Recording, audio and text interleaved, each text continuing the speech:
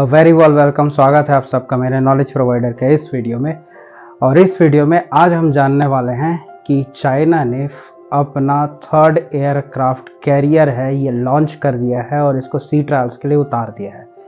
इसके सी ट्रायल्स लगभग 1.5 साल तक चलेंगे और फाइनली ये जो इनका थर्ड एयरक्राफ्ट कैरियर है वो फिर चाइनीज नेवी को डिलीवर हो जाएगा। चाइना जैसी कंट्री इतने ज़्यादा एयरक्राफ्ट कैरियर्स को क्यों कंस्ट्रक्ट कर रही है? इनके पास पहले से ही एक एयरक्राफ्ट कैरियर था जो इन्होंने 1998 को सेकंड हैंड कंडीशन में यूक्रेन से लिया था और इस पर्टिकुलर इसका एयरक्राफ्ट कैरियर का नाम था आपका लियोनिंग। तो ये एक एयरक्राफ्ट कैरियर था जो इन्होंने लिया था लगभग 1998 के आसपास। उसके बाद लेट 2019 में शैंगडोंग नाम का एक और इन्होंने एयरक्राफ्ट है वो डेवलप किया, वो बिल्ड करके बनाया, जिसको लेट 2019 में इन्होंने इंडक्ट किया। उसके बाद अब ये जाके तीसरा एयरक्राफ्ट कैरियर ये डेवलप कर लिया है। लगभग 7 से 8 सालों के अंदर इन्होंने ही इसको डेवलप कर लिया है कंप्लीट तरह से और ये सी ट्रायल्स के लिए उतर गया है। तो लगभग वेडनेसडे को आपके सुबह 8 बजे के आसपास चाइना के टाइम के हिसाब से इन्होंने इसको सी टेस्ट के लिए कंडक्ट कर दिया है। अब इसके सी ट्रायल्स चलेंगे जिसमें लगभग 1 से 1.5 साल का समय लगने वाला है और इसके कंप्लीट होते ही चाइना इसको चाइनीज नेवी में इंडक्ट कर देगा।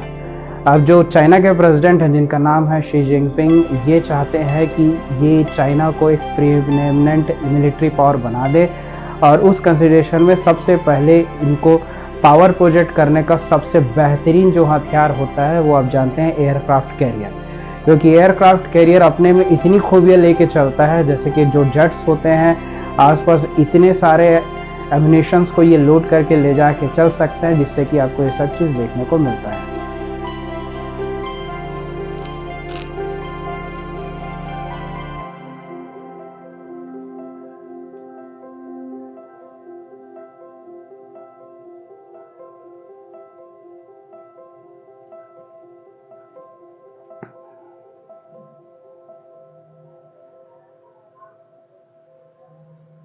तो इसी कड़ी में आज हम जानते हैं कि चाइना ये जो थर्ड एयरक्राफ्ट कैरियर है इसे क्यों डेवलप कर रहा है। एक्चुअली ये खेल आपको सबसे पता होगा जब आपने कई न्यूज़ में सुना होगा कि चाइना जो है वो साउथ ईस्ट जो एशियन कंट्रीज़ है उसके आसपास का जो इलाका है ओशन का, इसको साउथ ईस्ट चाइना का जो ओशन है ये इसे कहता है और ये चाहता है कि इस पूरे इलाके में ये अपना डोमिनेंस दिखाए। और इसके तहत इनके जो चाइनीज कोस्ट गार्ड है वो अक्सर आए दिन जो फिलीपीन के जो शिप्स है उनको यहाँ से खदेड़ते रहते हैं। कई बार वाटर कैनन उन्होंने फायर किया है फिलीपींस की शिप्स के ऊपर और कई बार आपने देखा होगा ये लेज़र भी थ्रो करते हैं, जिससे कि लेज़र लाइट के जरिए जिससे जो शिप को कंट्रोल करने वाले वहाँ के जो पर्टिकुलर कंट्रोल करने वाले जो चालक होते हैं उनके आँख में लेज़र करते हैं, जिससे कि उनके आंख में प्रॉपर दिखाई नहीं देख पाता और ये वापस लौटने को मजबूर हो जाते हैं। तो इन सब तरीकों से चाइना ये चाह रहा है कि इस एरिया पे इसी की हुकूमत हो, इसी की डोमिनेंस हो।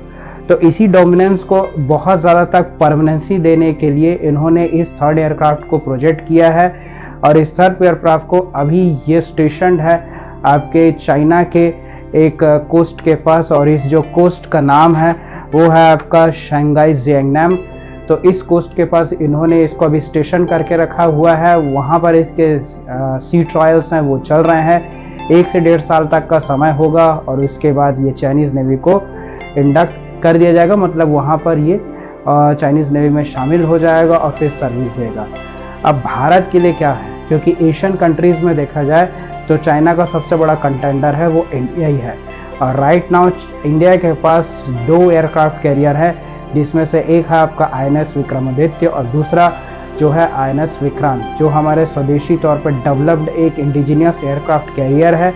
और बोला जा रहा है कि अब इंडिया जो है एक थर्ड एयरक्राफ्ट को भी डेवलप करने वाला है जिसका नाम INS विशाल होगा।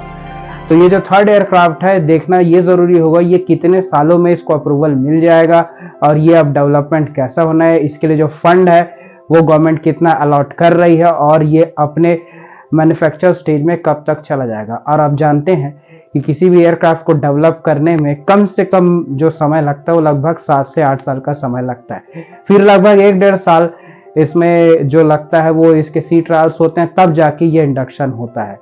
तो ऐसा करते करते काफ़ी 8-9 साल का जो समय लग जाता है, तब जाके आपको एयरक्राफ्ट कैरियर का एडवांटेज होता है।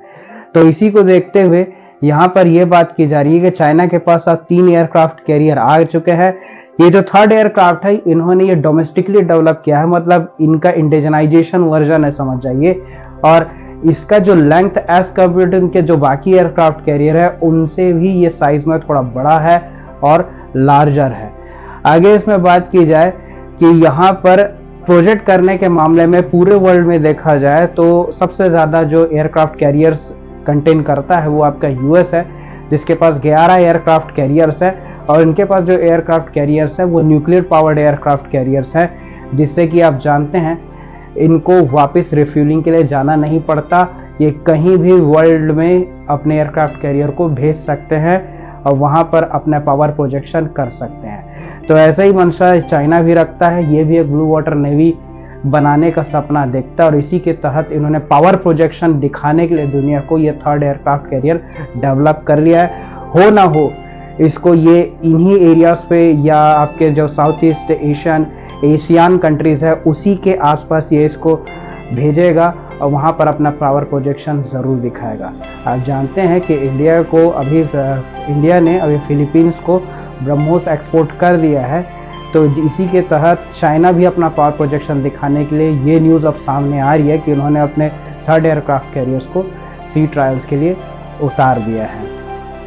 इस थर्ड एयरक्राफ्ट कैरियर को उन्होंने सबसे पहले रिवील किया था जून 2022 को और अब जाके इसके सी ट्रायल्स हैं वो चालू होने वाले हैं। तो लगभग 2 सालों के अंदर ये एक और एयरक्राफ्ट है एड ऑन हो जाएगा चाइनीज नेवी में। तो भारत को भी अपने एयरक्राफ्ट में इंक्रीज या इंक्रीमेंट करना ही होगा, क्योंकि हमारे पास एटलीस्ट हमारा जो पेनिनसुलर प्लेट्यू कंडीशन है उसको देखते हुए एक समय लगभग 3 एयरक्राफ्ट कैरियर तो होने ही चाहिए। जो नेवी चीफ ने इसके बारे में कई बार ऐसा बोला है कि हमारे पास एटलीस्ट हमारे जो बॉर्डर्स हैं या कोस्टल एरियाज है उसको प्रोटेक्ट करने के लिए कम से कम एट प्रेजेंट 3 एयरक्राफ्ट कैरियर तो जरूर होना चाहिए। अगर एक रिफर्बिशमेंट या फिर रिपेयर के लिए भी जाता है तो एटलीस्ट हमारे कोस्ट को गार्ड करने के लिए या हमारे जो पेनिनसुलर एरिया है या हमारे इंडियन ओशन को गार्ड करने के लिए एटलीस्ट 2 एयरक्राफ्ट कैरियर तो जरूर रहने चाहिए। तो आपको पता है इनका जो एयरक्राफ्ट कैरियर है वो आपके कैटापोल्ट प्रोपल्शन सिस्टम से लेस है या कैटापोल्ट जो लॉन्च सिस्टम है उससे लेस है।